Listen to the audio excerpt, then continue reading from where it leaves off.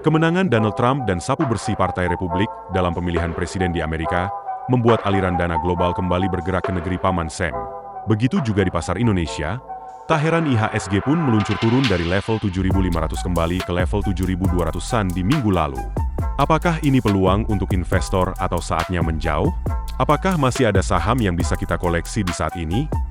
Berikut ini analisis dan tips dari Fat Budiman, Retail Research Maybank Sekuritas Indonesia. Iya, jadi untuk kemenangan Donald Trump itu sendiri yang kalau dilihat berdasarkan view dari Maybank Sekuritas ya, kita ngelihat bahwa kemenangannya nggak cuma dari sisi Donald Trump-nya aja, tapi dari sisi House-nya juga Republik yang menang, dari sisi Senate juga menang. Jadi otomatis apa yang sebenarnya udah jadi rencananya si Donald Trump itu pasti lebih mudah terrealisasi. Ya masalah tarif lah, terus juga masalah corporate tax yang mungkin bisa lebih rendah. Nah ini kita ngelihat impact-nya membuat flow tuh jadi pindah ke sana. Nah dengan adanya outflow, otomatis negara emerging market seperti Indonesia itu ya kena impact-nya. Makanya rupiahnya juga akhirnya jadi melemah. Jadi kalau kita ngelihat dari kebijakan-kebijakan yang diambil sama Trump, potensi defisit itu kan masih potensi bisa melebar kan. Itu yang akhirnya bikin yield obligasinya ketika kemarin menuju kemenangannya Trump tiba-tiba langsung naiknya cukup signifikan kan. Nah, jadi ingat dengan keadaannya itu imbal hasilnya quote unquote ya cukup baik jadinya di sana kan. Jadi itu yang mungkin membuat kena market di Indonesia juga untuk obligasi juga.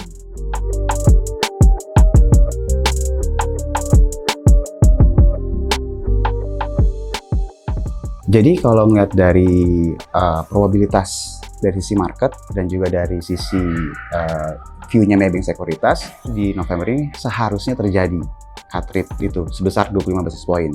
Desember sebenarnya secara market pun juga melihat ada potensi pemangkasan juga. Tapi baik lagi kita akan lihat sih dinamikanya seperti apa.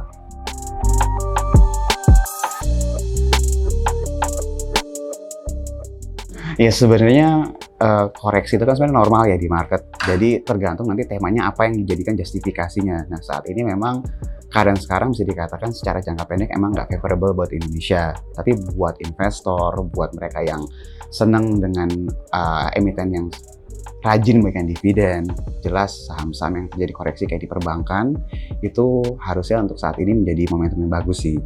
Memang untuk selectednya kalau mau yang agak lebih defensif ya seperti BCA. Tapi kalau memang suka yang mungkin porsi secara asingnya nggak terlalu besar gitu ya dan memang punya potensi kenaikan yang cukup besar, itu sekarang kita juga melihat Bank Syariah Indonesia BRIS itu juga mungkin bisa diperhatikan seperti itu.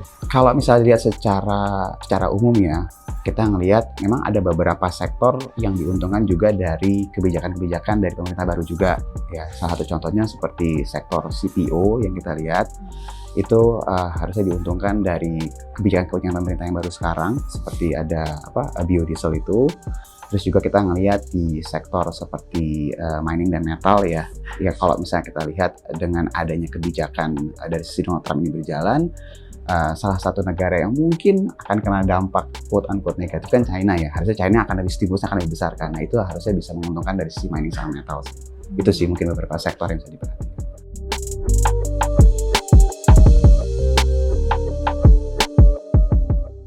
Ya mungkin kalau untuk saat ini kita masih menunggu sih kira-kira seperti apa kebijakan yang akan diambil dari perspektif si Donald Trump itu sendiri ya. Jadi memang saat ini belum bisa berbicara lebih banyak mengenai hal itu karena kita juga masih nunggu nih kira-kira apa aja kebijakan yang pasti akan diambil dari Donald Trump itu. Iya, yang udah jelas-jelas dia stated dan memang visible untuk dilakukan ya si tarif dagang tadi, terus yang corporate tax itu udah pasti, itu yang pasti akan langsung kerasa sih pasti. Jelas, jadi kan corporate tax itu ditargetkan turun ya dari 20 sekian persen menjadi 15% kalau saya tidak salah. Itu kan udah jelas pasti bottom line perusahaan-perusahaan di sana harusnya proyeksi bisa jadi positif kan. Nah itu yang sebenarnya salah satu yang bikin akhirnya saham-saham di Amerika Serikat tuh kemarin tuh langsung euforia melihat keadaan itu kan. Karena emang dengan red sweep ya harusnya itu udah bisa terrealisasi. Jadi memang kemenangan ini agak berbeda dengan 2016 ya kan. Kalau 2016 House sama Senate kan berbeda ya. Kalau sekarang tuh udah bener sapu bersih gitu loh. Jadi apa yang mau dilakukan sama Donald Trump harusnya bisa cepat terrealisasi.